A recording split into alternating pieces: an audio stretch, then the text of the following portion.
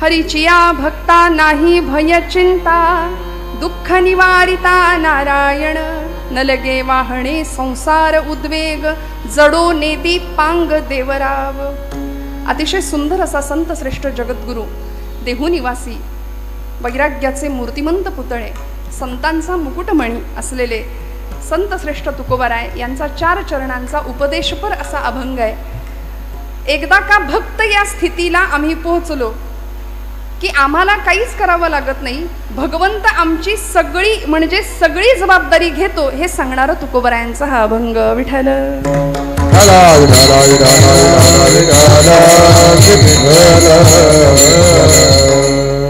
हरीचिया भक्ता नाही भय चिंता. ज्या तुकोबारायांनी हा अभंग आमच्या समोर ठेवलाय ते तुकोबाराय. त्यांनी ज्यांचा आदर्श आपल्या समोर ठेवला असे भागवत धर्म मंदिराचा पाया रचणारे ज्ञानराज माऊली ज्ञानोबाराय, तोही मनापासून कोसळतोय आज. विठ्ठल विठ्ठल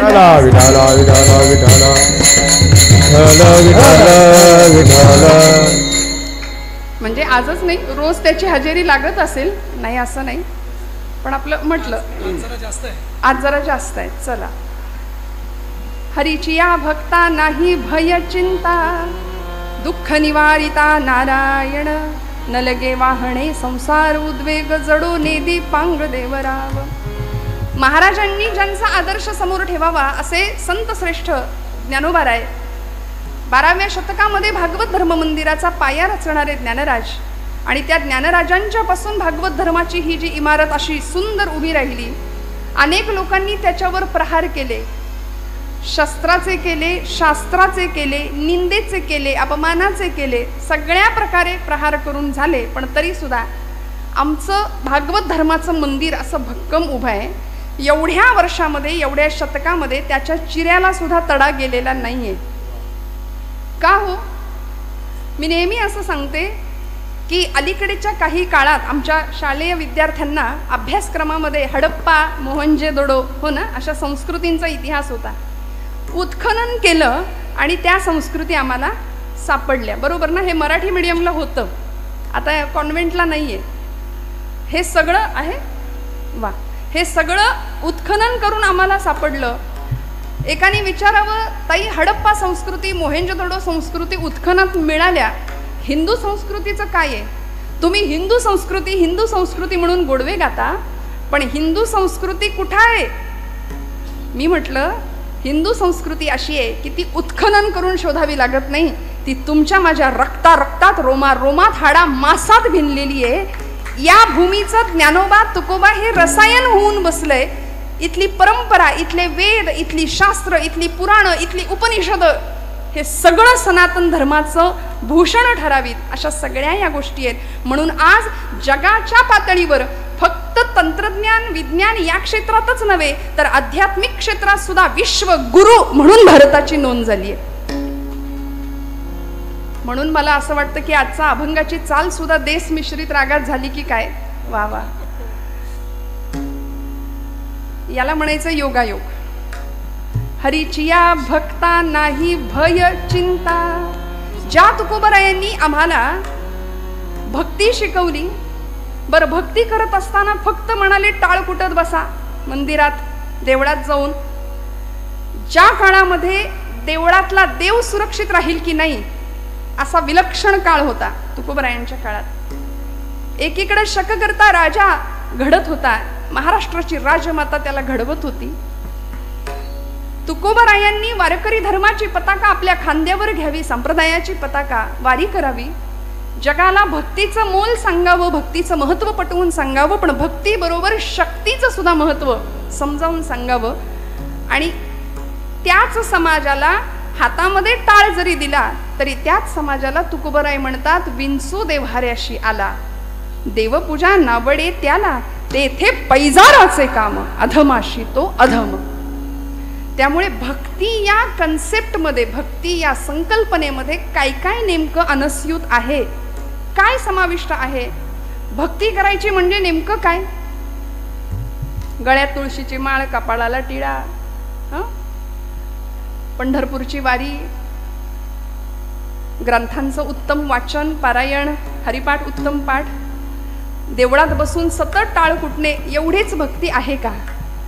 या पलीकडचा व्यापक अर्थ भक्तीचा आम्हाला संतांनी शिकवला, अर्थात तो करून दाखवला. कृतिशीलतेतून आम्हाला ज्ञान कसं देता येईल हे संतांनी समाजाला दाखवून दिलं. म्हणून तर परोपकाराय सताम विभूतया, जगाच्या कल्याण संतांच्या विभूती देह कष्टविती. त्यांचं येणं याकरता होतं ना, रसातळाला निघालेल्या समाजाला सन्मार्गावर आणणं हे ध्येय होतं, हे जीवनाचं. वास्तविक येण्याचा काही उद्देश नव्हता. माऊली हरिपाठात म्हणते, मागील या जन्मा मुक्त झालो. आम्ही मुक्त झालोय, आम्हाला इथे येण्याची वास्तविक गरज नव्हती, पण तरी आम्ही आलो. तुकोबराय आले, आम्ही वैकुंठीचे वासी, आम्ही इथले नाही. पण आम्ही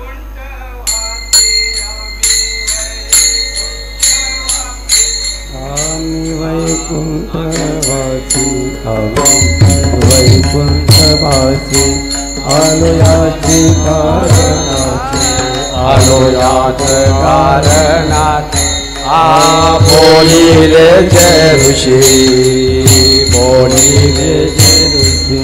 सात भावे वर्ताया, सात भावे वर्ताया. जाणून संतांचे मार्ग, जाणून संतांचे मार्ग, जाणून संतांचे मार्ग, जाणून संतांचे मार्ग.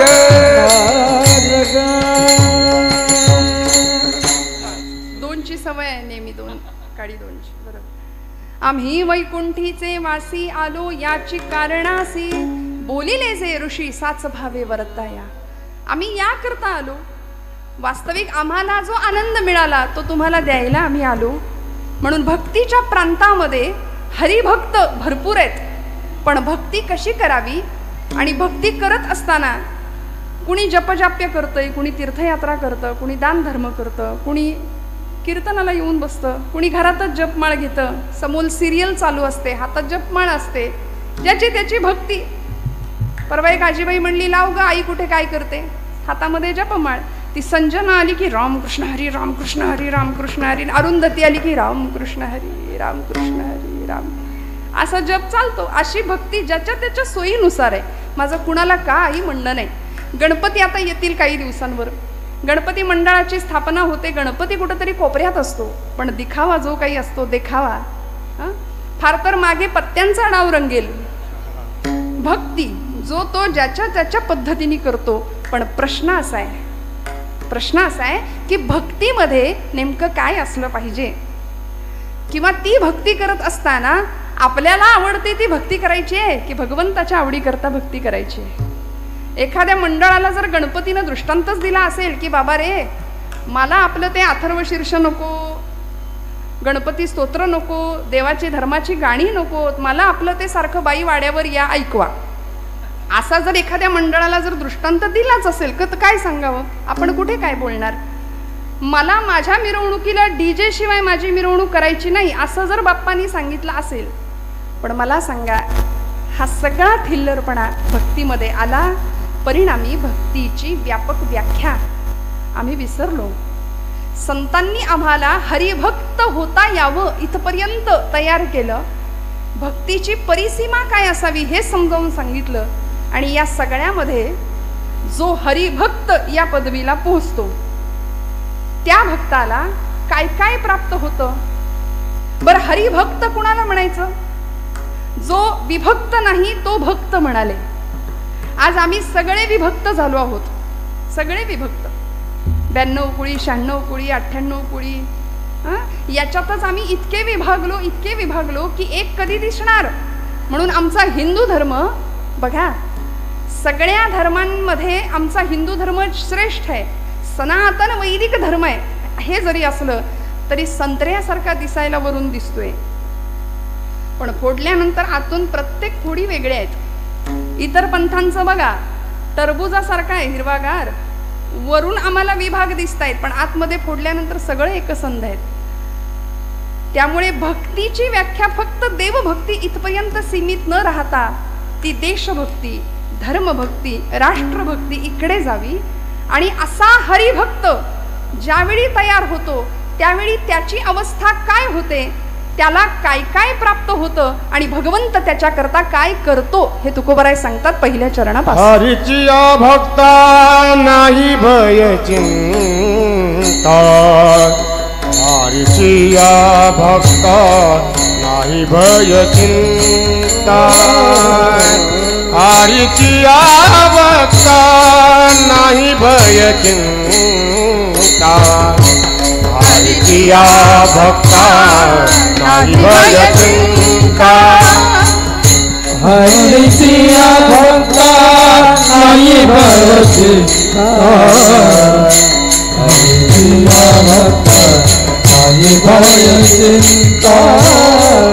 हरीचिया भक्ता नाही भय चिंता, हरीचिया भक्ता नाही भय चिंता, हरीचिया भक्ता नाही भय चिंता, हरीचिया भक्ता नाही भव चिंता, हरीचिया भक्ता नाही भय चिंता, हरीचिया भक्ता नाही भय चिंता, हरीचिया भक्ता नाही भय चिंता, हरीचिया भक्ता नाही भय चिंता, हरीचिया भक्ता नाही भय चिंता, हरीचिया भक्ता नाही भय चिंता, हरीचिया भक्ता नाही भय चिंता, दुःख निवारिता नारायणा,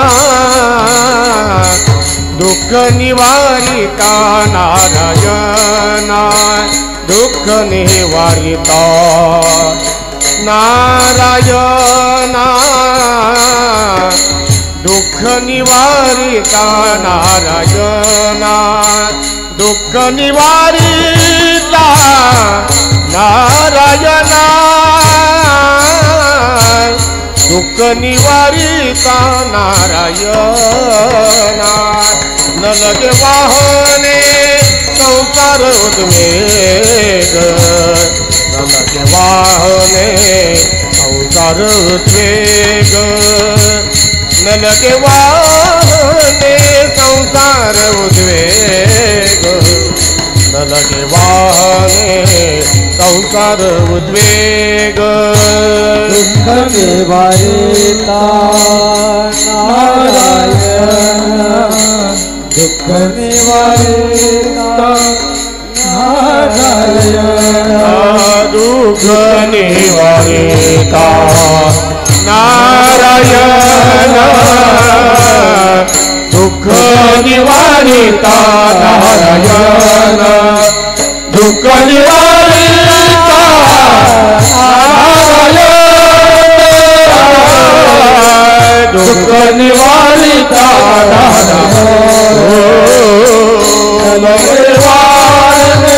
संसार उद्वेग, संसार उद्वेग, संसार उद्वेग, संसार उद्वेग, हरीचिया भक्ता नाही भय चिंता, दुःख निवारिता नारायण, दुःख निवारिता नारायण, दुःख निवारिता नारायण, हरीचिया भक्ता नाही भय चिंता, दुःख निवारिता नारायण, दुःख निवारिता नारायण, दुःख निवारिता नारायण, नारायण, नारायण. हरीचिया भक्ता नाही भय चिंता. तुकोबरायांनी हरिभक्त या अवस्थेला आम्ही जेव्हा पोहोचतो तेव्हा आम्हाला काय लाभ होतात याचं वर्णन केलंय बरं का. हरीच्या भक्ताला भय नाही पहिली गोष्ट, आणि दुसरी गोष्ट चिंता रहित जीवन खरा हरिभक्त जगतो. तुम्ही आम्ही चिंतेत असतो कायम, तुम्ही आम्ही कायम भयग्रस्त असतो. आणि बघा तुम्ही, कथा कीर्तनाला जाणारा माणूसच फार अगदी घाबरून जगत असतं, होय की नाही? आम्ही निर्भय असावं ही संतांची अपेक्षा आहे. कीर्तनाला रोज येणारा माणूस कायम लो कॉन्फिडन्स आहे, अजिबात आत्मविश्वास नाही, जीवनाकडे सकारात्मकतेने बघण्याची दृष्टी नाहीये, जीवनाचा संघर्ष पचवण्याची तयारी नाहीये. पण हरिभक्त ज्यावेळी आम्ही होतो, तो भक्त भयरहित भयमुक्त जीवन जगतो. म्हणून आमच्या सगळ्या संतांची उदाहरणं बघा, चरित्र बघा. तुकोबरायांचं चरित्र घ्या. काय होतं महाराजांकडे? आम्ही सदैव सुडके, जवळी येता चोरही धाके. चोरांनी 10-100 वेळा विचार करावा यांच्या घरात जाताना जाऊ की नको. दारिद्र्य बघून आपल्याकडचंच काहीतरी द्यायची इच्छा व्हावी की काय, म्हणून चोर सुद्धा घाबरायचा तुकोबरायांकडे यायला. पण महाराज निर्भय. संसाराला बाजूला ठेवलं. संसार तापे तापलो मी देवा, करिता या सेवा कुटुंबाची. मी हे सगळं केलं भगवंता, पण पोळलो, ताप झाला, आणि आता तुझ्या भक्तीला लागलो, तुझ्या भजनाला लागलो. मला लोक काय म्हणतात याची मला पर्वा नाही. कोणी निंदा कोणी वंदा, आम्हा स्वहिताचा धंदा. माणसाने असं असावं बरं का, निर्भय असावं, निर्भय. नाहीतर अमुक काय म्हणेल, आता कीर्तनाला मी जाऊन बसलोय, मग माझे मित्र काय म्हणतील. ऐन 25शीत 20शीतली पोरं कीर्तनाला येताना फार विचार करतात. काय समाज काय म्हणेल, 4 मित्र काय म्हणतील आत्तापासूनच येड लागलं याला, निघाला कीर्तनाला. आमच्या तरुण अगदी 20-25शीतल्या मुली सुद्धा कीर्तनाला येताना थोडंसं काचकूच करतच येत असतील, मला असं वाटतं, नाही का? मनामध्ये लोक काय म्हणतील. अर्जुनाचं हेच झालं होतं की नाही हो? पण भगवंतांनी कसं सिद्ध बनवलं. कुरुक्षेत्रावर मोहग्रस्त झालेला अर्जुन भयव्याकुल स्थितीमध्ये होता. सिदंती मम गात्राणी मुखंच परिशिष्यती. माझे हातपाय गळून गेले देवा, माझ्या तोंडाला कोरड पडली, कारण माझेच आप्तिष्ट समोर आहेत. पितामह भीष्म, द्रोणाचार्य, कृपाचार्य, या सगळ्यांना मी कसं मारू, माझे भावंड समोर आहेत. हातातलं धनुष्य गळून पडावं. भगवान गोपाल कृष्ण म्हणाले, अर्जुना उठ, उचलते तुझं धनुष्य आणि सिद्ध कर क्षत्रियत्व तुझं. स्वतःला क्षत्रिय म्हणवतोस ना. हतो वा प्राप्स्यसि स्वर्गम, जित्वा वा भोक्षसे महिम. रणांगणावर धारातीर्थी पतन पावलास तर स्वर्गात जाशील, आणि जिंकलास तर राज्य तुझं आहे, लक्षात ठेव. आणि मग 18 अध्यायी गीता श्रवण करावी अर्जुनाने भगवंतांच्या मुखातनं. आणि अर्जुनाला सांगावं, अर्जुना निसंग असलेला मी, माझा संग तू केलास म्हणून या पदाला पोहोचलास. म्हणून तो भगवंतू जो निसंगाचा सांगा तू, तो म्हणे पार्था दत्त चित्तू होई आता. हे सगळं ऐकून घ्यावं लागलं अर्जुनाला, सगळं ऐकावं लागलं. आणि मग जे काही स्थित्यंतर झालं, मग जे काही परिवर्तन झालं, अर्जुनाला निमित्त केलं. आणि भगवंतांनी भारतवर्षातल्या सगळ्या अधर्माचा नाश त्या युद्धामध्ये केला. का हो? भक्तांनी निर्भय असलं पाहिजे. भक्ताचं ध्येय काय असलं पाहिजे, ते ध्येय निश्चित असलं पाहिजे. दुर्दैवानी आज तुमचं आमचं भक्ती राहू द्या बाजूला, व्यवहारात सुद्धा धड एक निर्णय नाही आमचा. कायम संभ्रांत, कायम गोंधळलेल्या अवस्थेमध्ये आहे की नाही. कायम भयग्रस्त आहोत. असं केलं तर असं होईल, मग तसं केलं तर काय होईल. निर्णय क्षमता नाही, पालकांकडे नाही. त्यामुळं पालक आपल्या मुलांमध्ये ती निर्णय क्षमता देऊ शकत नाहीयेत. मग आमचं बाळ 10वी पास होतं कसं बसं. 10वी झाल्यानंतर 10वीला 98% पोराला जरी पडले तरी पालक विचारतात 2% कुठं गेले, विचारतात की नाही. सध्या कशाच्या मागे आम्ही लागलो. खऱ्या अर्थी निर्भय, बलवान आणि पोलादी स्नायूंचे संन्यासी मला हवेत, अशा स्वामी विवेकानंदांनी अपेक्षा केली होती. रामकृष्ण परमहंस म्हणायचे, मला निर्भय संन्यासी हवेत, तर भारतवर्षामध्ये मी काहीतरी बदल करू शकतो. आम्ही सतत भयग्रस्त आहोत, भीतीच्या वातावरणात आहोत. आजूबाजूला वातावरणही तसंच आहे. पण भक्त या पदाला आम्ही जेव्हा पोचतो, ती भक्ती ज्यावेळी फलद्रूप होते, त्यावेळी आमच्याकडे पहिला गुण येतो निर्भयता. का? कारण भगवंतावर जो आम्ही विश्वास ठेवतो तो कसा असतो. निष्काम निश्चळ विठ्ठली विश्वास पाहो नये वास आणि कांची. आता बाकी काही हरकत नाही, काहीही वाटेल ते झालं तरी आम्हाला त्याचा काही फरक पडत नाही. न मिळो खावया न वाढो संतान, न मिळो खावया न वाढो संतान, परिहा नारायण कृपा करो,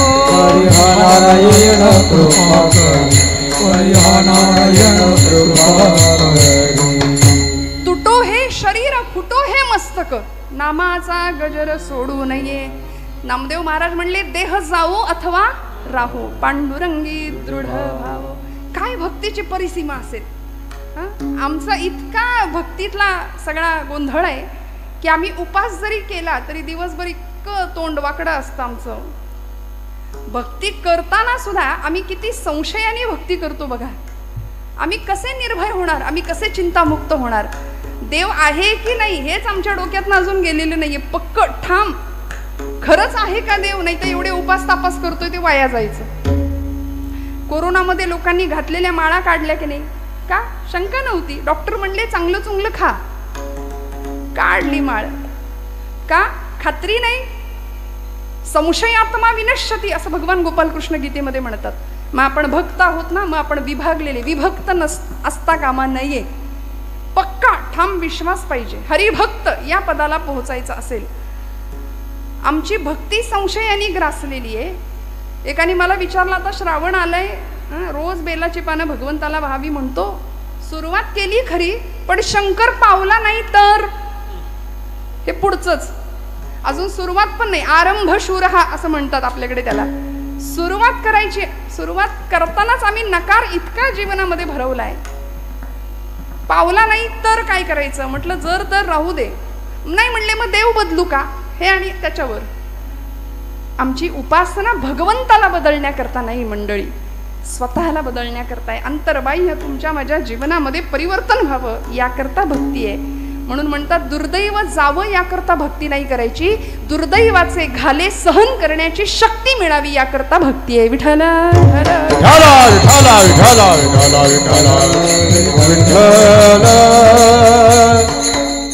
मग या पदाला आम्ही एकदा पोहोचलो, हरिभक्त या स्थितीला पोहोचल्यानंतर आम्ही निर्भय जीवन जगलो पाहिजे. निर्भयता आमच्याकडे आली पाहिजे.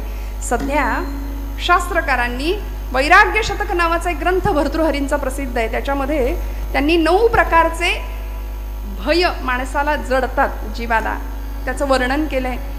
भोगे रोग भयम, कुलेच्युती भयम, वित्ते नृपालाद भयम, माने दैन्य भयम, गुणे खल भयम, रूपे जरायाद भयम, शास्त्रे वादी भयम, बले रिपु भयम, काये कृतांताद भयम, सर्वे वस्तु भयान्वितम भुवि नृणाम वैराग्यमेवा भयम.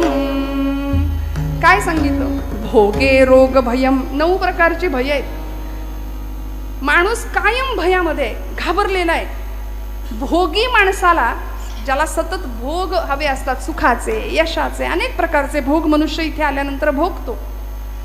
भोगी माणसाला रोगाची भीती आहे. शास्त्रकार म्हणाले भोगे रोग भयम, कुले च्युती भयम.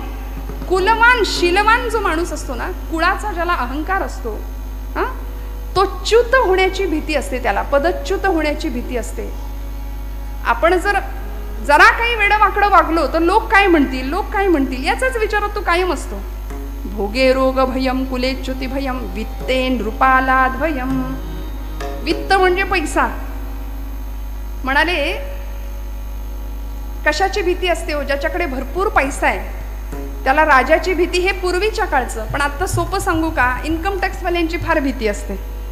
वित्ते नृपालाद भयम, माने दैन्य भयम. मानी माणसाला दीनतेची भीती आहे. जो स्वतःचा मान सन्मान जपण्यामध्येच गुंतलेला असतो ना, तो लोक काय म्हणतील. 100पैकी 99 माणसं त्याला चांगलं म्हणतात, पण एक माणूस वाईट म्हणत असेल तर त्याचं सगळं लक्ष त्या माणसाकडे असतं की हा माणूस मला वाईट म्हणतोय. आणि खरं सांगू का, जग चांगलं म्हणतं, शेजारी कधीच चांगले म्हणत नाहीत. म्हणतात का? म्हणून निंदकाचे घर असावे आपल्याकडे म्हण आहे की नाही. पण आपल्या सगळ्यांना चांगले शेजारी भेटले असतील अशी आशा करते बरं का. त्यामुळे जगाने कितीही कुणी काही म्हटलं तरी मानी माणूस दीनतेचं भय बाळगून असतो. माने दैन्य भयम गुणे खल भयम. गुणवान माणसाला शत्रूची भीती असते. रूपे जरा याद भयम. रूपवान माणूस असतो की नाही त्याला म्हातारपणाचं भय असतं. हे माझं म्हणणं नाही, वैराग्य शतकातला श्लोक आहे भर्तृहरींचा, शास्त्रकार सांगतायत. रूपवान माणसाला जरा म्हणजे म्हातारपणाचं भय आहे. म्हणून तर जगामध्ये आत्ता परवाच तो रेशो सांगितला बघा कुठेतरी, भारतामध्ये 60 लाख नुसती सलून आहेत. म्हणजे सौंदर्य प्रसाधनासाठी जे काही उत्पन्न भारतामध्ये जात आहे किंवा लोक त्या गोष्टीकडे जितकं लक्ष देत आहेत. रूपे जराया भयम. रूपवान माणसाला म्हातारपणाचं भय आहे. पण हे अंतिम आहे की नाही सत्य. 25व्या वर्षी जी देहाची अवस्था आहे ती 75व्या वर्षी असेल का? मान्य करावं माणसानी. आम्ही कीर्तनामध्ये बऱ्याचदा नारदीय कीर्तन, आता तुम्हाला माहिती आहे मी मागच्या वेळी नारदीय कीर्तन इथं केलं होतं. मग ते उत्सव असा असतो की सलग कीर्तनं एकाच ठिकाणी असतात. मग मी एके ठिकाणी असं म्हटलं, मला राणी लक्ष्मीचं चरित्र सांगायचं होतं, झाशीच्या राणीचं. म्हटलं तरुण मंडळी जरा समोर पाहिजेत. पण मी असं म्हटलं की उद्या जरा काळे केस अपेक्षित आहेत, आज सगळेच पांढरे केस आहेत. माणसं एवढी हुशार, दुसऱ्या दिवशी सगळे डाय करून आले, हेअर डाय. सगळ्यांनी केस रंगवले. आम्ही जागच्या जागी डाय व्हायची वेळ आली. परिणाम रूपे जरायात भयम. वर्ण तिकीट पाठवले, भगवंतांनी निरोप दिलाय की बाबा झाला तुझा उत्तर रंग सुरू, आयुष्याचा उत्तरार्ध सुरू झाला 40 नंतर. मान्य करावं माणसाने. पण नाही, रूपे जरायात भयम. शास्त्रेवादी भयम. शास्त्रवान शास्त्रपंडित निपुण माणसाला वादाचं भय असतं. गुणे खल भयम. गुणवान माणसाला शत्रूचं भय आहे. काये कृतांतात भयम. आणि शरीराला मृत्यूचं भय आहे. किती घाबरू नये बघा आम्ही. शरीर मृत्यूने भयभीत आहे. आता येईल का उद्या येईल. कोरोनाच्या काळात आपल्याला सगळं मृत्यू असा गिरट्या घालत होता आमच्या आजूबाजूला. आमची माणसं कितीतरी गेली है की नाही. शरीराला मृत्यूचं भय आहे. काये कृतांतात भयम. पण उपजेते नाशे नाशिले पुनरपी दिसे. हे घटिका यंत्र जैसे परिभ्रमे गाजर माऊली म्हणते. तर आम्ही हे मान्य करावं आणि निर्भय राहावं. म्हणून तर तुकोबारायांना मरणाचा सोहळा करता आला. तुम्हाला मला करता येत नाही. आपण म्हणू मरणाचा कुठे सोहळा असतो का? पण महाराज म्हणतात आपुले मरण पाहिले म्या डोळा. धन्य तो सोहळा अनुपम्य. सोहळा केला. मरणा हाती सुटली काया असं तुकोबराय म्हणतात. का हो? कारण निर्भय झाले. निर्भय अवस्था प्राप्त झाली. तुम्हाला मला ती अवस्था प्राप्त व्हावी म्हणून हरिभक्ताची लक्षणं आणि भक्ताचे लाभ तुकोबराय सांगतायत. बघा तुम्ही कुठल्याही गोष्टीच्या बाबतीत आम्ही एखादी गोष्ट करायला गेलो तर आपण पहिला प्रश्न विचारतो, मग मी हे केलं तर त्याने मला काय मिळेल? हे मी केलं तर मग काय होईल? मला काय मिळेल? प्राप्ती काय? लाभ. सध्या मनुष्य सगळ्यातनं लाभ बघतो, बरोबर ना? सगळ्या गोष्टीतून आपल्याला काय मिळेल, फायदा काय मिळेल. तुकोबरायांना आमच्या सगळ्यांची ही मनोवृत्ती माहिती आहे. म्हणून म्हणले भक्ती करा, हरिभक्त व्हा, तुम्हाला काय काय मिळेल. मोठीच्या मोठी यादी सांगितली या अभंगामध्ये. पहिली गोष्ट निर्भयता तर आहेच आहे. आणि अशी निर्भयता होती म्हणून अनेक हरिभक्त भक्तीच्या प्रांतामध्ये यशस्वी झाले. नवे पांडुरंगाला, आपल्या उपास्य देवतेला आपलंसं केलं. आमची राधाराणी असेल, मीराबाई असतील, कान्होपत्रा असतील, जनाबाई असतील. जनाबाईंना तर सुळावर चढवण्याची शिक्षा सुनावली गेली नव्ह, पण निर्भय होत्या.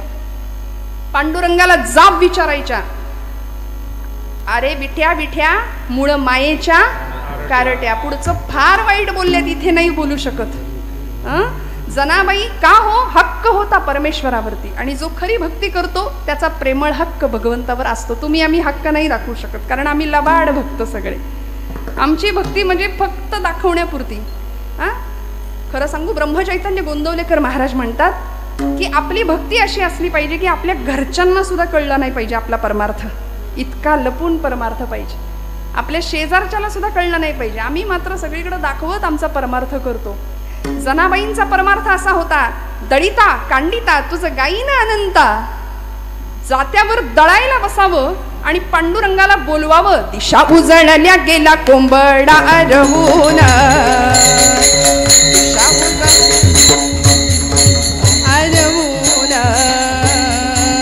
सूर्याचं किरण येती डोंगरा मागून. हो सूर्याचं किरण येती डोंगरा मागून.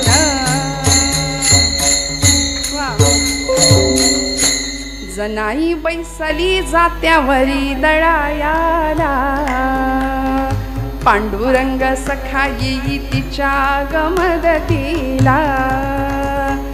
घरच्या पिठाची घालू भाकर पती देवा, ही गोडी अमृताची पांडुरंगा वाटे हेवा.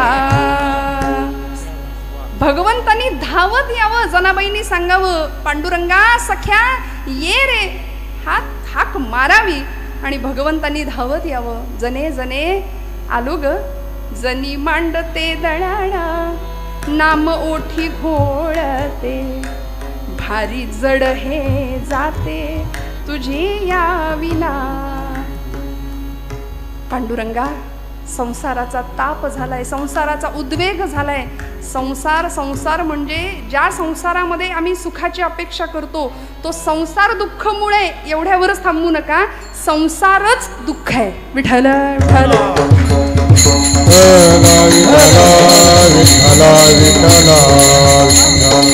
म्हणून हाक मारावी आणि पांडुरंगाने धावत यावं.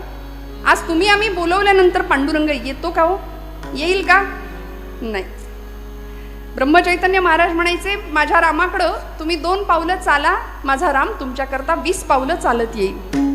तुम्ही चाललाच नाही तर तो म्हणेल तू तुझ्या जागी बरा, मी माझ्या जागी बरा. आमचं असं आहे, आम्हाला देवाकडून सगळं पाहिजे, देव नको. आहे की नाही? यादी लिस्ट तयार आहे आमची, हे पाहिजे ते पाहिजे ते पाहिजे. भक्ती करतो, सकाम भक्ती करतो. देवा अमुक अमुक अमुक अमुक एवढं सगळं मिळू दे तर आम्ही, म्हणजे आमच्याकडे नवसाची पद्धत आहे की नाही, कौल लावतो आम्ही, नवस करतो. ही सकाम भक्ती झाली. पण संतांनी निष्काम भक्ती करावी. जनाबाईंची निर्भयता काय होती? जनाबाईंनी भगवंताला बोलवावं आणि भगवंतांनी धावत यावं. कारण जनाबाई म्हणायची, अरे अरे विट्या मूळ मायेच्या कारट्या. नामदेव भांडण करायचे, भक्त कैवारी या होशी नारायणा, भक्त कैवारी या होशी नारायणा, बोलता वचन काय राज, काय राज, पंढरी निवास सदा पांडुरंग, पंढरी निवास सदा पांडुरंग. नामदेव महाराज म्हणायचे, तुला माझ्याशी बोलायला लाज वाटते काय रे देवा? असं आम्ही बोलू शकतो का? नाही. का? मला सांगा. आम्ही सगळ्या माता भगिनी, मी थोडंसं या वर्गाला बोलते, की आपलं पोटचं लेकरू जर दिवसभर उपाशी असेल, जेवलंच नाही, तर आपल्याला किती वाईट वाटतं? एकदा तरी डोळ्यात पाणी येतं की नाही? आज माझ्या लेकरांनी, आज माझ्या काळजाच्या तुकड्यांनी काही खाल्लं नाही. किती गुंतलोय आम्ही बघा मायेमध्ये. वास्तविक तोच तुकडा काळजाचा मोठा होतो, लाथ मारायला पुढे मागे बघत नाही, पण त्याच्याकरता आम्ही किती तुटतो, किती झुरतो. संत म्हणतात, तेवढं झुरणं, तेवढं तुटणं भगवंताकरता ठेवा. तरी झडझडोनी महिला निघ, ये भक्तीची वाटे लाग, तई पावसी अव्यंग निजधाम माझे. आम्ही भगवंतासाठी कधी रडतो का हो? समजा आमचं पोरग जेवलं नाही म्हणून आम्ही एखाद्या वेळी डोळ्यात पाणी येईल. माऊलीचं नाव उच्चारल्यावर आमच्या डोळ्यात पाणी यावं, पण ते नाही येत. भगवंतापुढे नैवेद्य ठेवून आम्ही कधी रडलोय का? जसं पोरासाठी रडतो तसं. आज माझा देव जेवतच नाही, जेवतच नाही. आम्हाला वेळ कुठे? आम्ही काढून घेतो लगेच. खाल्लं बिल्लं तर करायचं काय त्याने? आम्हाला इतकी घाई आहे. भगवंता करता आम्ही रडत नाही.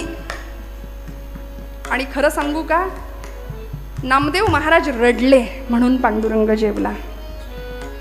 अज्ञान स्वामी रडले म्हणून रामराय जेवले. ब्रह्मचैतन्य महाराज रडले म्हणून राम जेवला त्यांच्या हातनं. इथे आम्ही रडणारं कुणी नाही, त्याला बोलवणारं तर कुणी नाही.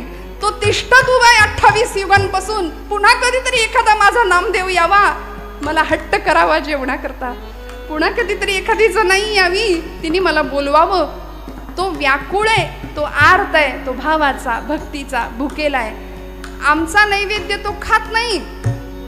आणि खरं सांगू का, आपला नैवेद्य तो खात नाही याच्यातच तो आपली आब राखून आहे. विठ्ठल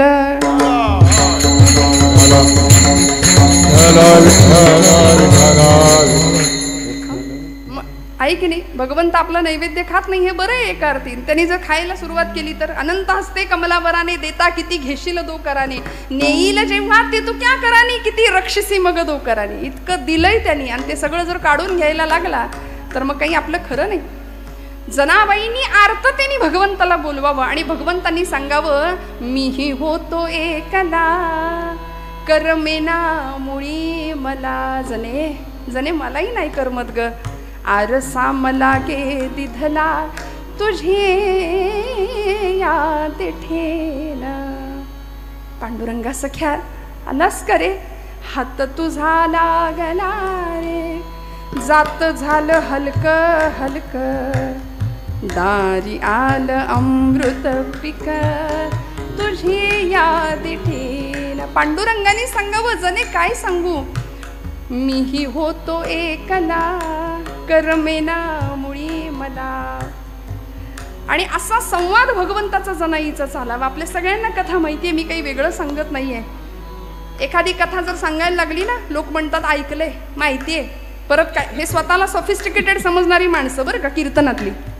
श्रद्धा नाही, भाव नाही, व्यवहारातलं मोठेपण इथं सुद्धा जपणारी काही मंडळी असतात. पण आपल्यापैकी तसं नाहीये कोणी, याची मला जाणीव आहे. त्यावेळी प्रत्येक वेळी आमचा भाव जागृत होतो. आम्ही तिथं पोहोचतो. जनाबाईंचा भाव काय असेल एका क्षणापुरतं का होईना आम्हाला जाणवतं. आणि ज्यावेळी पांडुरंगाने दळायला सुरुवात करावी, भगवंताला सांगावं जनाईनी, पांडुरंगा तुला सवय नाही बाबा, कंबर बिंबर दुखेल. आडवे झाले भगवंत, गळ्यातला रत्नहार काढून टाकला. थंडी होती म्हणून जनाबाईनं आपलं कांबळं टाकावं. इकडे पहाड झाली, भूपाळीचे स्वर कानावर पडले. सगळे पुजारी म्हणतायत भूपाळी आणि लक्ष हाराकडं. विषयात बडबडलेली माणसं याहून दुसरं काय करणार. सगळी बडबड गडबड सुरू झाली. सगळे विकारग्रस्त आम्ही माणसं, आम्ही सगळं याकडेच लक्ष देतो. बघा तुम्ही, ताबडतोब जनाईवर आळ घेतला गेला, तिला पकडलं गेलं. आपली कथा पुढची सगळी माहिती आहे तुम्हाला. जनाबाईंना सुळावर द्यायचं ठरलं. आणि सुळावर जाताना जनाबाईंनी पांडुरंगाला जाब विचारावा, भगवंता दळिता कांडिता तुझं गायीन अनंता म्हणून प्रत्येक काम करताना तुला आठवलं, तुझं स्मरण केलं. कुठल्याही कामामध्ये प्रत्येक श्वासाला मी तुझं नाम घेतलं. पांडुरंगा हा दोष मला लागावा अशी जर तुझी इच्छा असेल तर ठीक, तुला हवं तसं होईल. पण मी निर्दोष आहे हे जगाला जर कळायचं असेल ना तर भगवंता तुला यावं लागेल. म्हणून सुळावर देताना जनाबाई म्हणतात, पाटील अहो पांडुरंगाच्या देवळात निघाले तरी पायरीला नमस्कार करून जाते. आज तर आयुष्य संपवायला निघाली, या सुळाला नमस्कार तर करते. म्हणून सुळाला हात लावला आणि सळ सळ सळ सूळ सगळा वितळायला लागला. लोखंडाचं पाणी झालं. आता जर हे असं नवीन पिढीला सांगितलं तर फार पुढारलेली, फार शिक्षण घेतलेली मंडळी म्हणतात हे काही पटत नाही, बुद्धीला पटत नाही. पण बुद्धीपेक्षा भावनेनी इथे विचार करायचा असतो. बरं त्यांना पटावं तर त्यांनाही सांगावं लागेल, नाहीतर ते इकडे येणारच नाहीत. आपलं फार आहे बघा तुम्ही, आपल्या संप्रदायामध्ये असू दे, हिंदू धर्मामध्ये असू दे, आमची नवीन पिढी भरकटलेली आहे, वेगळ्या मार्गावर जातीये. का? कारण आम्ही त्यांना आपलंसं करून घेत नाही. तुला नाही कळायचं ते जाऊ दे, तुझं तू बघ. आपण त्याला बोलून मोकळे होतो. पण ते म्हणतात हे तुमचं मॅजिक आम्हाला पटत नाही, आमचं लॉजिक काय आहे, लोखंडाचं असं पाणी होऊ शकत नाही. अहो पण पंचभौतिक असलेला देह आहे, भूजल तेज समीर ख अशा 5 महाभूतांपासून बनलेला देह, त्यातलं अग्नितत्व भगवंत जागृत करतात. आणि अग्नीचा स्पर्श झाल्यानंतर लोखंडाचं पाणी जसं होतं तसं अग्नीची सत्ता तिच्या हाताच्या स्पर्शाला दिली, लोखंडाचं पाणी झालं. सर्व सत्ता आली हातात, नाम याचा खेचर दाता. भगवंत सत्ताधीश आहे, तो तुम्हाला मला सगळं द्यायला बसलाय.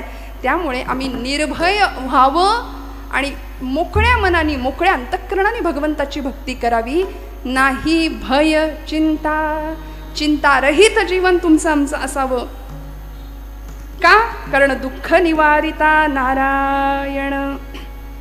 तुझ मोकलील ऐसे नाही मज मोकलील ऐसे नाही तुझ मोकलील ऐसे नाही तुझ मोकलील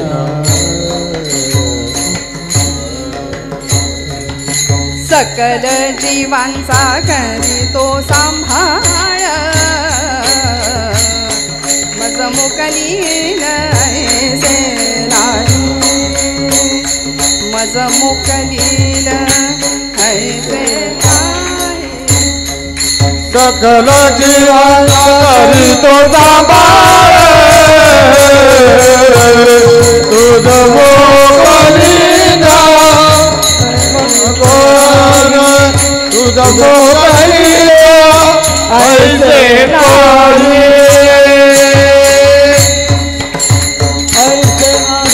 चिंतारहित असावं सकल जीवांचा करीतो सांभाळ तुझं मोकलील ऐसे नाही. का बरं आपल्याला सोडेल? कारण तो कसा आहे? दुःख निवारिता नारायण तुकोबराय म्हणतात.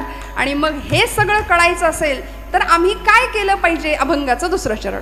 न लगे वाहने संसार उद्वेग न लगे वाहने संसार उद्वेग टाल वाजवा न लगे वाहने संसार उद्वेग न लगे वाहने संसार उद्वेग न लगे वाहने संसार उद्वेग जडून दीपांग देवराव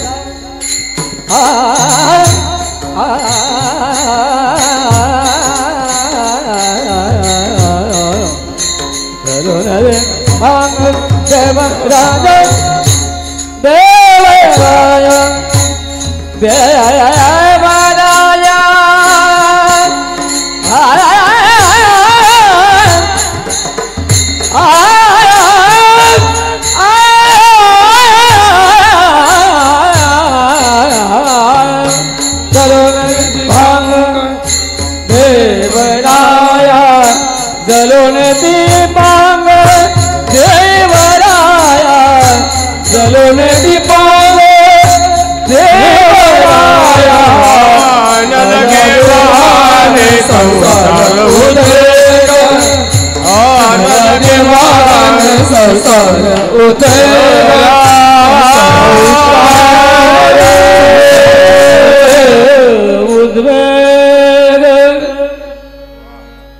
न लगे वाहणे संसार उद्वेग जडोने दीपांग देवराव.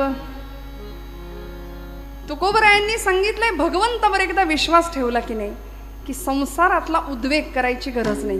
न लगे वाहणे संसार उद्वेग जडोने दीपांग देवराव. भगवंत उसणं शिल्लक ठेवत नाही.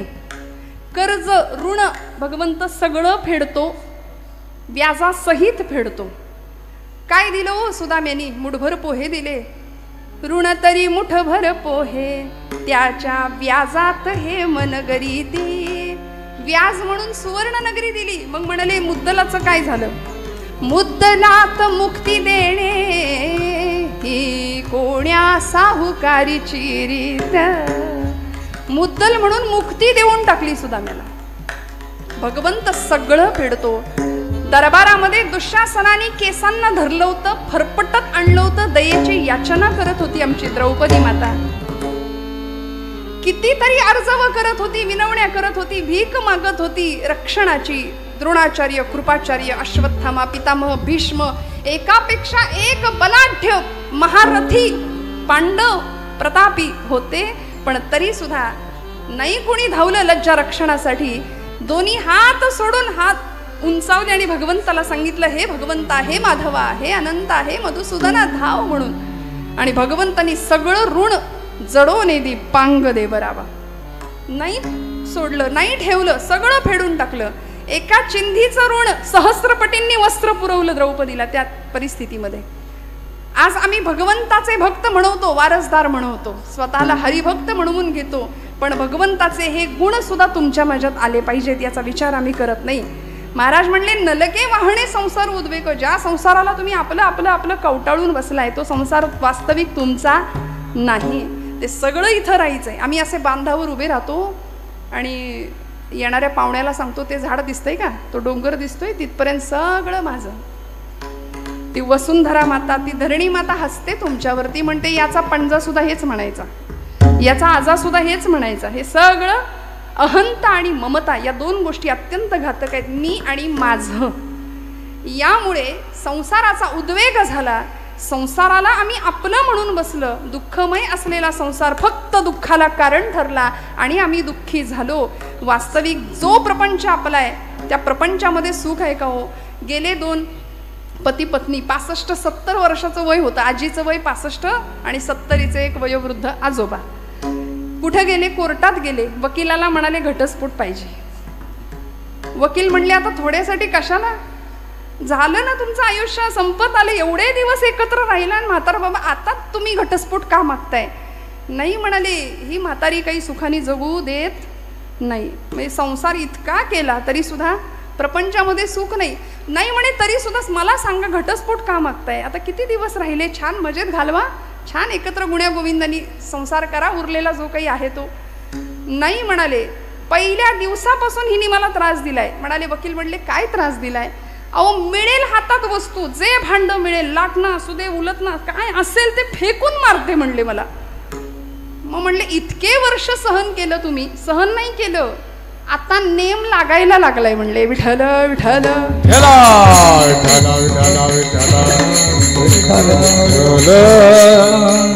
इतके दिवस सगळी प्रॅक्टिस झाली म्हणूया.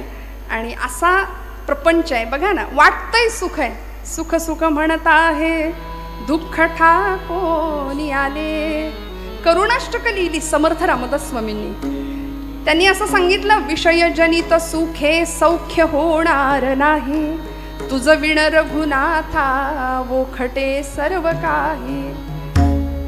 भजन रहित रामा सर्वही जन्म गेला, स्वजन जनधनाचा व्यर्थ म्या स्वार्थ केला. रघुपती मती माझी आपुलीशी करावी, सकळ त्यजुनी भावे कास तुझी धरावी. म्हणून घटिका गेली, पळे गेली, तास वाजे झणाणा, आयुष्याचा नाश होतो राम कार्य म्हणाला. हा संसार आम्हाला बंधनाला कारणीभूत ठरणार आहे. ते भुंग्यासारखं आमचं असे आम्ही गुंतून बसलोय आणि तो भ्रमर रात्रभर कमळाच्या फुलात जाऊन बसला. का? आता उजाडेल, मग उजाडेल. त्या कमळानी पाकळी मिटली. एरवी लाकूड पोखरणारा भुंगा पाकळी कातरू शकला नाही. मनात आलं असतं तर पटकन बाहेर पडता आलं असतं, पण तिथे बंधनात, संसार प्रेम बंधनात अडकला. आमचं असंच होतं. म्हणून महाराज म्हणले, नलगे वाहणे संसार उद्वेग, जडोने दीपांग देवराव. बर परमार्थासाठी आवश्यक असलेल्या 2 गोष्टी, अभंगाचं 3रं चरण. असो द्यावा धीर सदा समा, द्यावा धीर सदा समाधान, असो द्यावा धीर सदा समाधान, असो द्यावा धीर सदा समाधान, असो द्यावा धीर सदा समाधान, यावती है सदा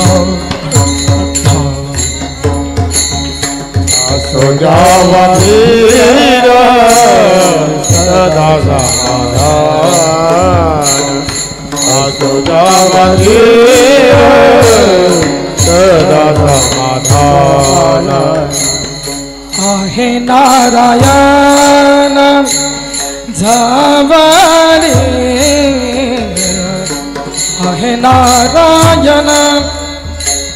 जावानी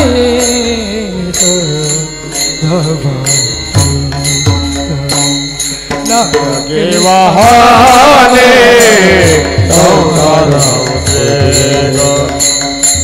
लगे वाहने संसार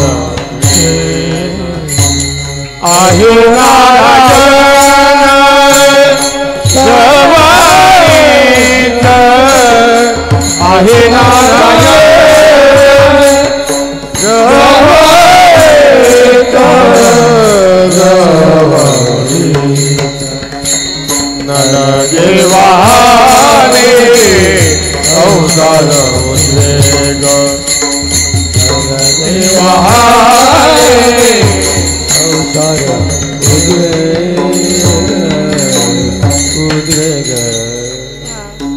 असो द्यावा धीर सदा समाधान. महाराज आश्वासक शब्द वापरतात, आहे नारायण जवळीच. तुलसीदासजी म्हणतात, चीटी के पाव में घुघरू बजे वो भी नाद श्री रघुनाथ सुने. एवढं त्याचं आमच्याकडे लक्ष आहे, पण आम्ही बेभानपणे आयुष्य जगतोय. आम्हाला भ्रांत आहे कशाची, सुख कसं मिळेल, संपत्ती कशी कमवता येईल. सध्या सगळ्या जगाची भूक एक आहे, सत्ता, संपत्ती, पैसा, श्रीमंती. मेलेल्याच्या टाळूवरचं लोणी सुद्धा ओरबाडून घेण्याची वृत्ती समाजामध्ये आपण आज पाहतोय. पण असो द्यावा धीर.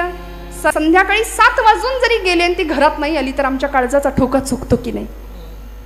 का हो? कारण मर्यादेपलीकडचं जग आज आपण बाहेर पाहतोय.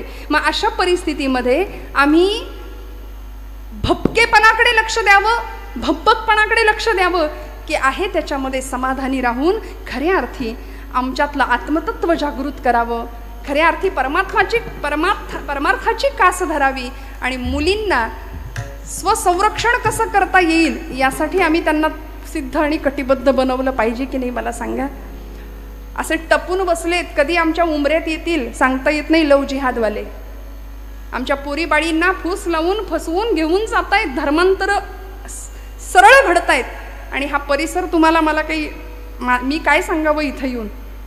आपण सगळं जाणता, आपल्या सगळ्यांना सगळं माहिती असतं, फक्त ज्यांनी बोलायला हवं ती मंडळी बोलत नाहीत म्हणून सगळं बिघडतंय.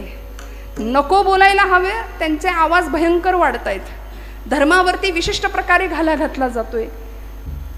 आमच्या देवी देवतांवर, आमच्या संतांवरती नको त्या प्रकारे प्रहार केले जातात आणि आम्ही शांतपणे बसलोय, कुणाच्या घेण्यात नाही, कुणाच्या देण्यात नाही. आम्हाला कशाची फिकीर नाही, परवा नाही. महाराज म्हणले, असो द्यावा धीर सदा समाधान. समाधानी संतांना जमलं, महापुरुषांना जमलं, वीरांना जमलं. मला सांगा, सावरकर आले होते बॅरिस्टरीचा झगा पांघरून लंडनवरून, बॅरिस्टर होऊन आले होते, पण ती पदवी नाकारली. इथं आल्यानंतर 2 BHK 3 BHK घेता आला असता, बंगले बांधता आले असते, जमिनी घेता आल्या असत्या. संतांना करता आलं असतं की नाही? माऊलींना विचारावं, माऊली तुम्ही काय केलं इथं येऊन? तुम्ही काही घेतलं का एकरभर जमीन? माऊली म्हणले, हे विश्वची माझे घर, ऐसी मती जयाची स्थिर, किंबहुना चराचर आपणची झाला. म्हणून आज तुम्ही आम्ही बंगले बांधतो, पण आमच्या घरामध्ये माऊलींचा फोटो असतो. वसुधैव कुटुंबकमची भावना संतांना समजली, कारण ते सदैव समाधानी होते. तुकोबराय म्हणले, ठेविले अनंते तैसेची राहावे. आणि हे समाधान प्राप्त व्हावं याकरता आमच्या संतांनी प्राणपणाने प्रयत्न केले, लढले. किती? 11:30 पर्यंत वेळ आहे आपल्याकडे का नाही? 11:15. बरं, टाईम लिमिट दिलेलं आहे. अशी समाधानी वृत्ती तुमच्या माझ्याकडे असेल, बघा समाधान पाहिजे की नाही? नाहीतर आपलं दिलंय म्हणून घ्यायचं 12 वाजेपर्यंत. आम्हाला नारदीय कीर्तनाची फार सवय, 2-2.5 तास आपलं एकटंच बडबडत बसायचं. पण हे आहेत याचं भान ठेवलं पाहिजे. विठ्ठल विठ्ठल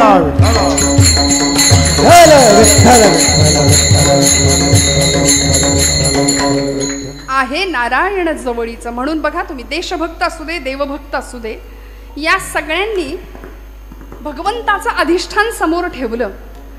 16व्या वर्षी छत्रपती शिवप्रभूंनी रायरेश्वराच्या मंदिरात जाऊन रोहिडेश्वराच्या किल्ल्यावर 150 मावळ्यांच्या धारोष्ण रक्ताचा अभिषेक शंभू महादेवाला घातला होता. का?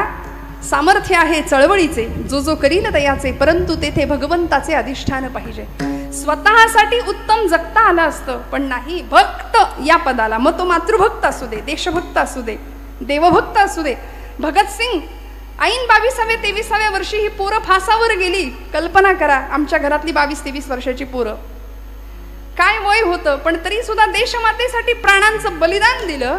आणि ज्यावेळी फाशीच्या तख्तावर उभे राहिले होते भगतसिंग, मेरा रंग दे बसंती चोला, माहे रंग दे बसंती चोला, त्यावेळी भगतसिंगांची आई त्या कारागृहाच्या बाहेरच्या बाजूला रडत होती, भिंतीला कान लावत होती, त्या भिंतीवरून हात फिरवत होती, मेरा भगत फांसी पे जा रहा है. सगळा समाज विचारत होता की आईसाहेब तुम्ही का रडताय, मुलगा फासावर चालला म्हणून रडता का? नाही म्हणाल्या, नाही, मेरा भगत आज जा रहा है इसलिए मैं नहीं रो रही हूँ, मेरा भगत जा रहा है मातृभूमि के लिए जा रहा है, ये मुझे पता है, भगत जा रहा है इसका अभिमान है. अरे भगत सारखी अजून 7 पोरं जरी माझ्या पोटी जन्माला आली असती ना तरी ती मी मातृभूमीलाच वाहिली असती म्हणाली. याला म्हणायचं भक्त ही अवस्था बरं का. मग राष्ट्रासाठी, देवासाठी, धर्मासाठी प्राणावर उदार होण्याची भूमिका आमच्या सगळ्या संतांनी, महापुरुषांनी, वीरांनी निभावली. आमच्याकडे तारुण्याची व्याख्या परमादरणीय जगन्नाथ महाराज फार सुंदर सांगतात बघा. तेजस्विता, तपस्विता आणि तत्परता हे 3 गुण एकत्र आले की तरुण होतो ना, पण तो तरुण धरून आणावा लागतो म्हणतात की नाही महाराज. पण या तरुणाईला कशाला म्हणायचं हो तरुण? अंगापिंडांनी बळकट मजबूत स्नायू बलदंड शरीर यष्टी म्हणजे तरुण का? नाही.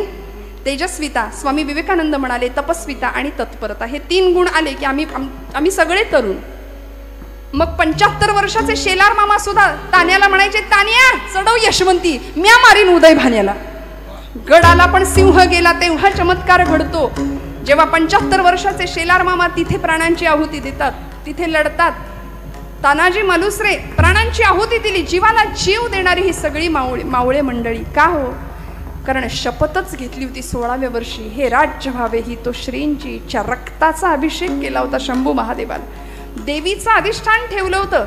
देवी उमे कालिके आदिशक्ती शिवानंदिनी भक्त कल्याणिनी चंडासुर छेदिनी भद्रकालिनी शंभासुर प्राण संहारिणी दाक्षायणी शैल राजेंद्र कन्ये जगत स्वामिनी राजेश्वरी कुळाची भवानी तुला प्रार्थितो हा शिवाजी रणी रे जय स्वामिनी.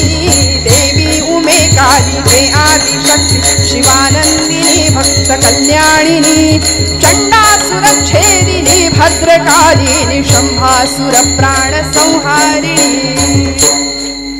कुळाची भवानी तुला प्रार्थितो हा शिवाजी रणी दे जय स्वामिनी. आई जगदंबेची पूर्ण कृपा होती म्हणून हा राजा सिंहासनाधीश्वर छत्र चामर परिधान केलेली, पण तरी सुद्धा गळ्यामध्ये देवी भक्तीची कवड्याची माळ घालत होता. हातामध्ये पोत घेऊन देवीचा भुतिया बनून गोंधळी बनून नाचत होता. हे गोंधळी गोंधळी अंबेचे गोंधळी गोंधळी गोंधळी गोंधळी आम्ही अंबेचे गोंधळी गोंधळी गोंधळी आम्ही अंबेचे गोंधळी. आमचा घालावा गोंधळन वासुने हरिनाम संबळ. आमचा घालावा गोंधळ हरिनामे संबळ.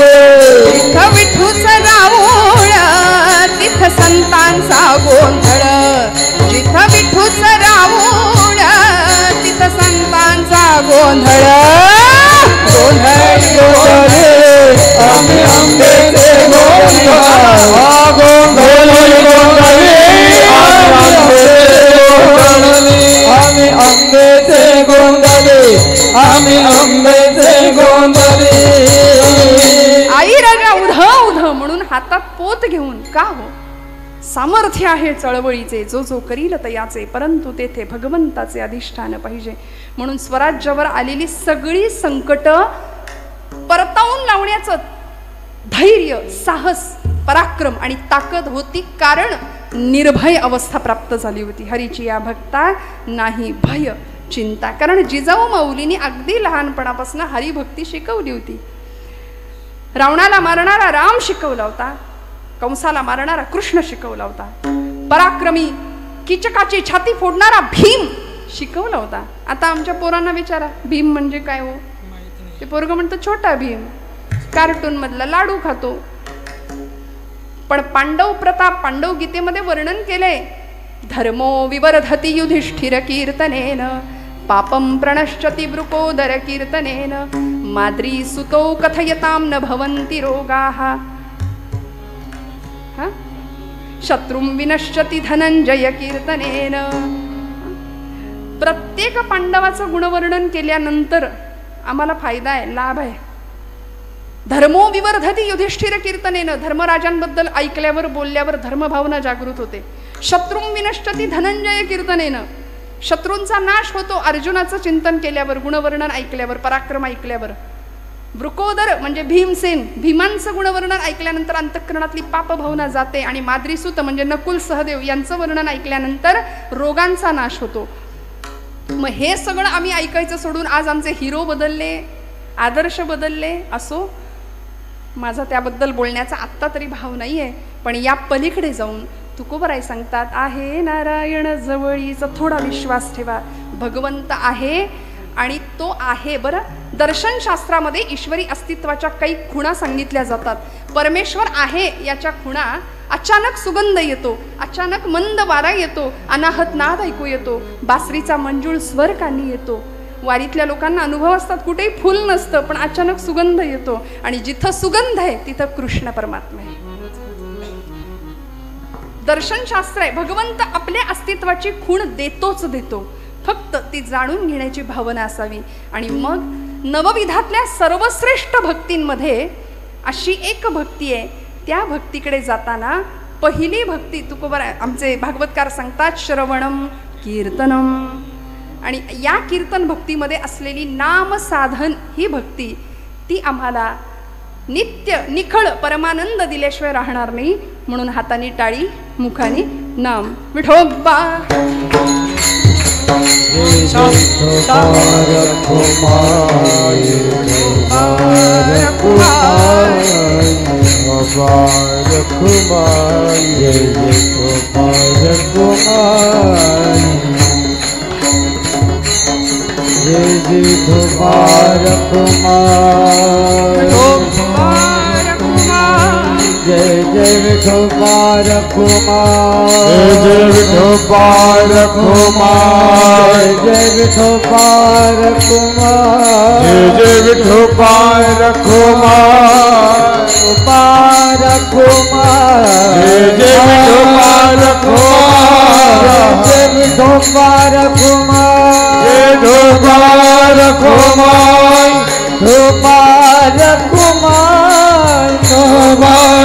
कुमार, जय जय गोपाल कुमार, कुमार कुमार, जय गोपाल कुमार, गोपाल कुमार,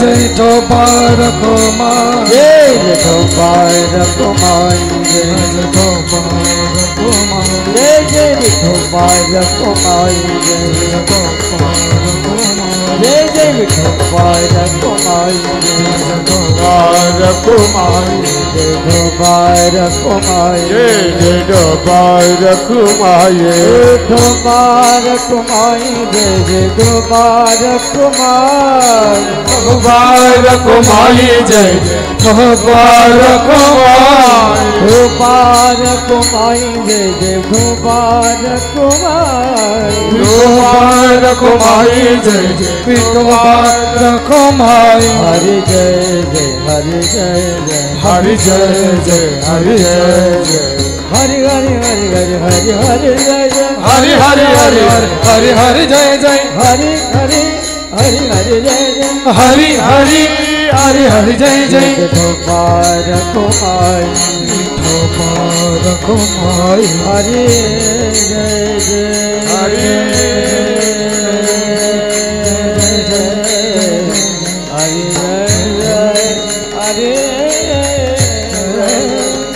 हरि जय जय,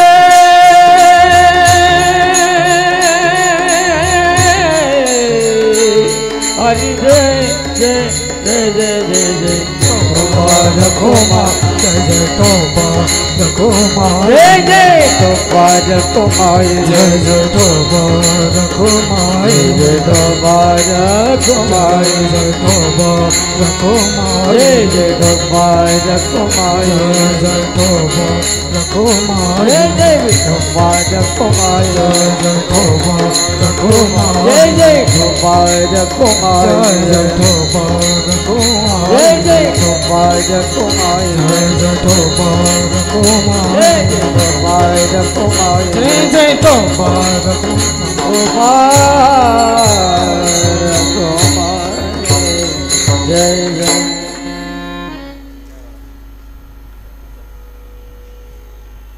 वडघरमधल्या सगळ्याच लोकांचा उत्साह, कीर्तनावरचं प्रेम आणि संतोष भाऊंचं नियोजन आयोजन सर्वच अप्रतिम आहे, यात शंका नाही. आपल्या सगळ्यांचा भाव. पण खरं सांगू का, वक्ता, वक्तृत्व, वक्तव्य आणि व्यक्तिमत्व, कीर्तनकाराच्या वक्ता, वक्तृत्व, वक्तव्य आणि व्यक्तिमत्व यातलं वक्तव्य फक्त घ्यावं, बाकी सगळं सोडून द्यावं. कारण कीर्तनकार येतील जातील, पण ही गादी अनंत काळापासून आहे, अनादी कालापासून चालत आलेली ही परंपरा. आणि या उज्ज्वल परंपरेचे आम्ही पाईक आहोत. आशीर्वाद रूपाने आपल्या सगळ्यांचं प्रेम मिळतंय, यामध्ये मी स्वतःला खूप भाग्यवान समजते.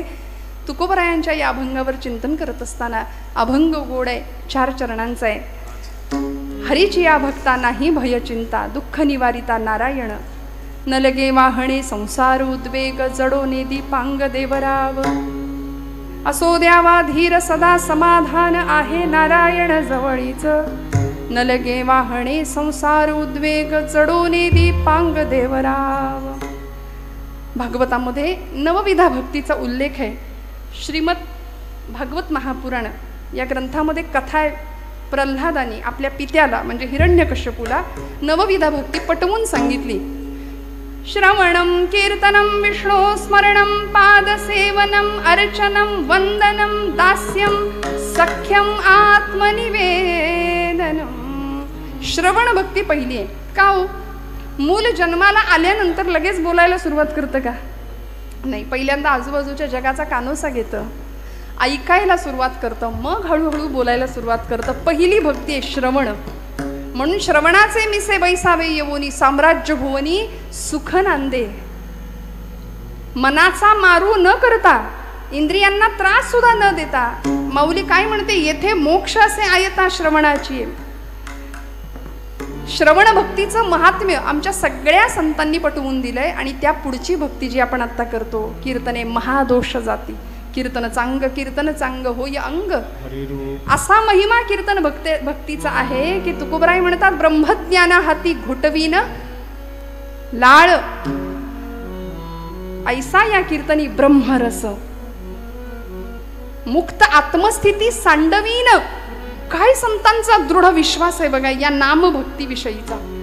म्हणून कलियुगामध्ये तुम्हाला मला तारणारं एकमेव साधन आहे. बाकी सगळं आपण करूया, व्यवहार उत्तम करूया, प्रपंच नेटका करूया, भरपूर पैसा, जे काही प्रत्येकाला जे हवंय ते सगळं मिळवायचंय. पण हे करत असताना तुमच्या माझ्या जीवनाचा पाया जर भक्तीचा असेल तर आयुष्यात कितीही संकट आली, आणि आयुष्याचं नावच संघर्ष आहे ना.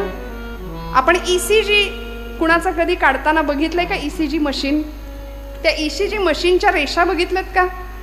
ती रेष कधी सरळ असते का जिवंत माणसाची? तो माणूस जिवंत आहे तोपर्यंत ती रेष वर खालीच चालू राहते. एकदा का ती रेष सरळ झाली की श्वास संपला, जीवन संपलं. मग रात्रंदिन आम्हा युद्धाचा प्रसंग, अंतर्बाह्य जग आणि मन, हे तुकोबांनी सांगून दिलंय. मग कशासाठी मुडदूस चेहरे करून आम्ही जगायचं? संघर्ष प्रत्येकाला आहे, दुःख प्रत्येकाला आहे, प्रत्येकाला सहन करायचंय. आलिया भोगासी सगळं सहन करायचंय. आपलीच कर्म फळं आहेत, ती फळं आपण इथे भोगतोय. दुसरं काय आहे? कुणाला निंदा करायची, कुणाला द्वेष द्यायचा, कुणाला बोल लावायचा? एखाद्याला दुखवण्याकरता तुमची माझी योजना भगवंतांनी केली आहे का? नाही ना. मग हे सगळं जाणीव ठेवावी आणि भगवंताशी असं विलक्षण वेगळं आगळं नातं जोडावं की ते आम्हाला श्रवण कीर्तनम विष्णुस्मरणम पादसेवनम अर्चनम वंदनम दास्यम सख्यम आणि आत्मनिवेदनापर्यंत घेऊन जाईल. म्हणून तुकोबरायांनी एक नातं भगवंताशी जोडलं शेवटच्या चरणात भैरवी. तुका मने माझा सखा पांडुरंग, तुका मने माझा सखा पांडुरंग, तुका मने माझा सखा पांडुरंग, तुका मने माझा सखा पांडुरंग. तुका मने माझा सखा पांडुरंग, तुका मने माझा सखा पांडुरंग, तुका मने माझा सखा पांडुरंग, तुका मने माझा सखा पांडुरंग. व्यापियेले जग, व्यापियेले जग, तेने के न लगे वारे संसार उद्वेग, न लगे वाहने संसार उद्वेग. व्यापियेले जग, व्यापियेले जग, येणे एक न लगे वाहने संसार, न लगे वाहने संसार उद्वेग. जडोन दीपांग देवराव, जडोन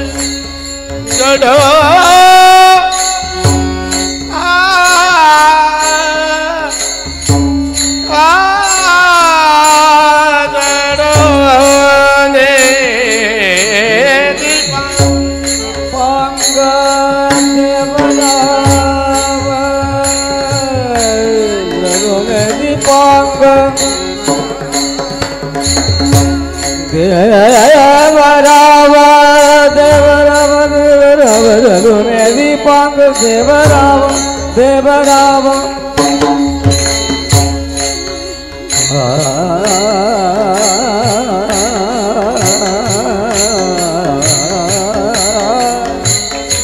देवराव जलोन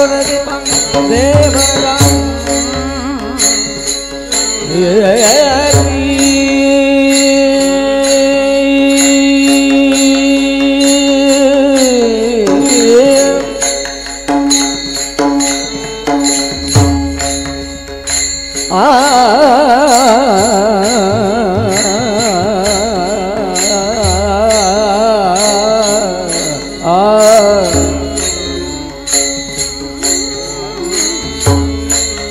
आधी म्हणायचं न लगे वाहणे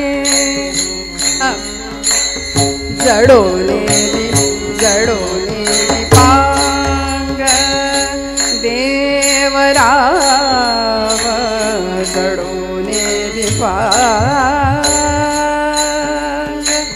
अनाधा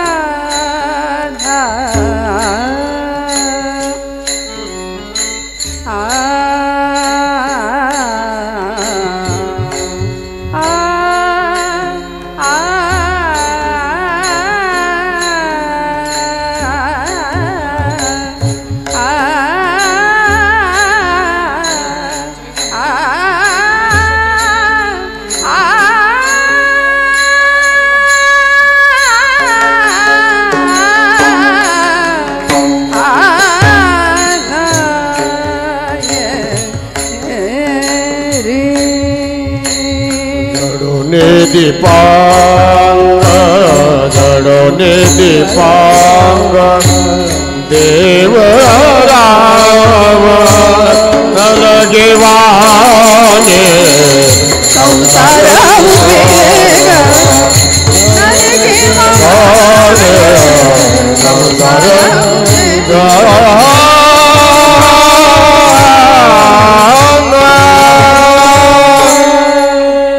क्या बात, टाळे बसवा एकदा जोरदार.